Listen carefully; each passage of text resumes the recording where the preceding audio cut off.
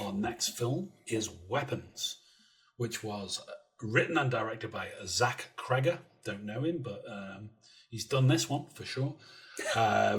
It's a mystery horror. Stars Julia Garner, Josh Brolin, Alden Ehrenreich, who we like. He's a great actor. Benedict Wong and Amy Madigan. The synopsis says, when all but one child from the same class mysteriously vanish on the same night at exactly the same time, a community is left questioning who or what is behind their disappearance. So Julia Garner plays the teacher of the class. She comes in one day and everybody's gone from her class except one little boy. And then we learn that all these kids have gone out of their houses in the middle of the night and disappeared. No one knows where they are. She is kind of targeted by the community and the parents because she's their teacher. So a lot of them are saying, they write witch on her car and all this stuff. And a lot of people are suspecting her, but she's wants to know just as much as anyone else what the hell's happened. So what happens in this film as well, we get the same story points told from different points of view. So at first we're with Julia Garner as the teacher, and then it switches to other characters that we meet along the way, and we see the same events happen from their point of view. And I kind of like that. Sometimes that's a cool storytelling device. It's been done many times over the years. Rashomon by Akira Kurosawa is one example I can think of.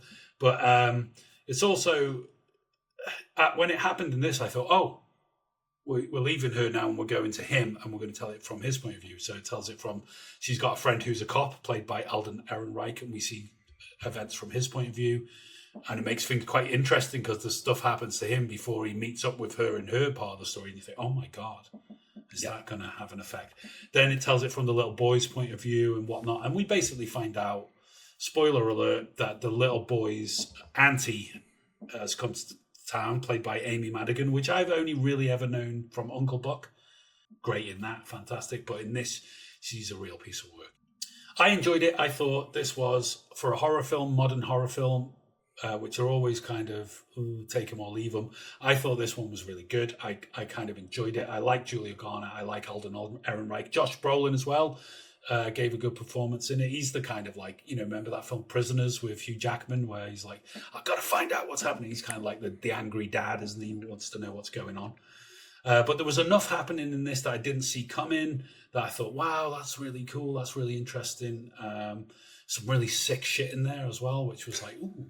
And to be honest, I felt by the end of it, I was kind of like, you know what? I actually quite enjoyed that. I thought it was a good film. Whereas there was one film last year called Longlegs with Nicolas Cage in, which was kind of a similar sort of modern horror that everybody was bigging up at the time. And I thought, this looks so cool. I really can't wait to watch this. And I watched it and I thought, oh my God, awful, terrible ending, and really hated it, even though some people absolutely loved it.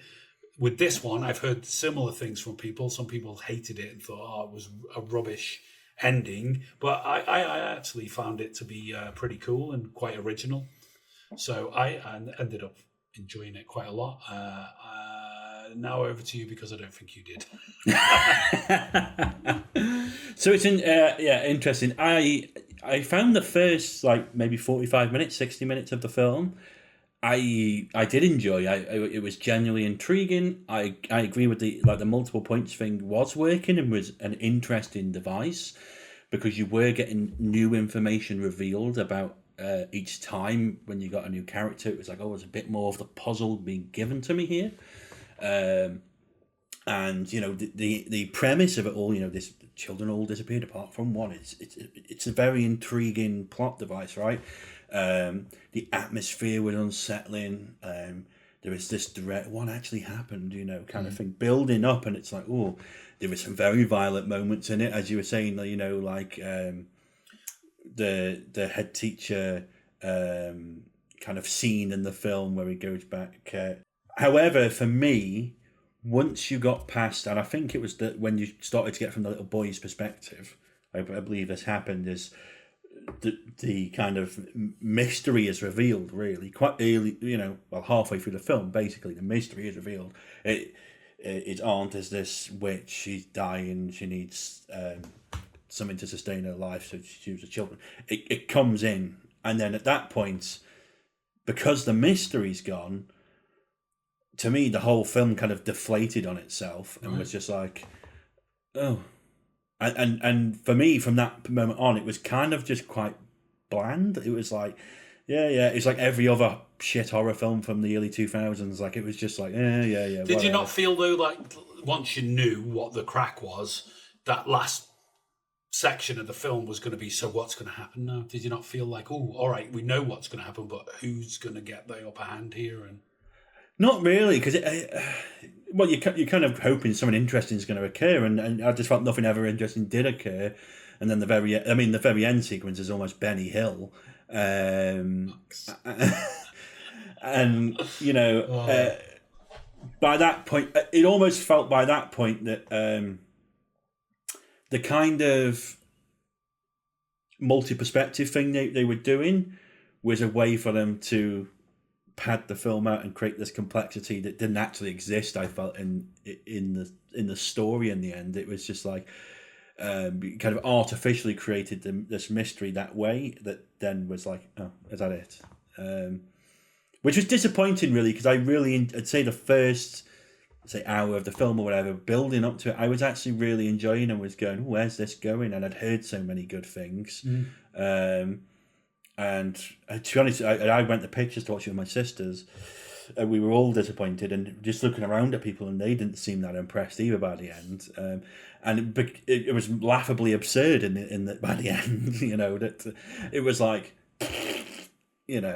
which was a shame, because the opening parts, you were seeing people go, ooh. So I think it lost itself, and I think that was a real shame. Oh, right, okay.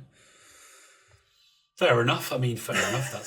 That seems to be, certainly some people's take on it. They seem sort of dissatisfied with the ending. But, I mean, for me, again, I wasn't expecting that much from it anyway. So I agree with you. Once you sort of found out what the crack is, that's kind of, the mystery is over then, because you know who's doing it and why. But like I said, there was an element there for me then that, like, all right, now we know what's going to transpire here, because we've got several players. We've got Julia Garner, we've got Alden, Ehrenreich, we've got Josh Brolin. They're all got, a stake in the game. You got the little boy himself. What's he going to do? He's trying to save his parents. You got this evil fucking witch who's dominating everything. So there was an element for me of, I want to see what's going to happen here. Who's going to come out on top? Because with a horror film, you never know. She could have killed them all and walked away going. But anyway, we won't go into the ending too much, because maybe some people who listen to us that haven't seen it, so we'll abstain from saying any more about that. I thought it was good performances. Again, Julia Garner, I've not seen her in anything I didn't like. I've seen her in films that I didn't like, but she was still great in them. Josh Brolin, always got time for him. For Alden Ehrenreich was excellent as her lover / the local Bobby. That whole thing with him and that junkie, that whole thread, I thought. Oh, that was great. There was lots of little bits, you see, I thought, that would like take you off on little strands that were very interesting and very good. So yeah, I certainly wouldn't write it off, but there's certainly very interesting stuff in there, and the acting is all great, and there's some really interesting ideas going on, absolutely for sure. It's just as a whole that kind of collapses, unfortunately, I think. There's scenes in it which you're like, you're like, this is something. Yeah. I think I had more fun, though, in something like, was it last year, Cuckoo? Yeah, Cuckoo was great. We covered that as well. I'll put a link below to our... which I think has similar vibes in some ways, and is just something that's a bit more strong. Okay. I mean, that's fair enough. I'm not going to argue with you about it, because I can get that, what you're saying, but there we go. We'll have to leave it to see what the others think. Yes. Please let us know. Are you in Team Dave or Team Greg for this one, where you thought it was good, or you actually thought it fell apart and went nowhere? But there we go. That's Weapons. I give it a thumbs up, and it's a thumbs down from Dave.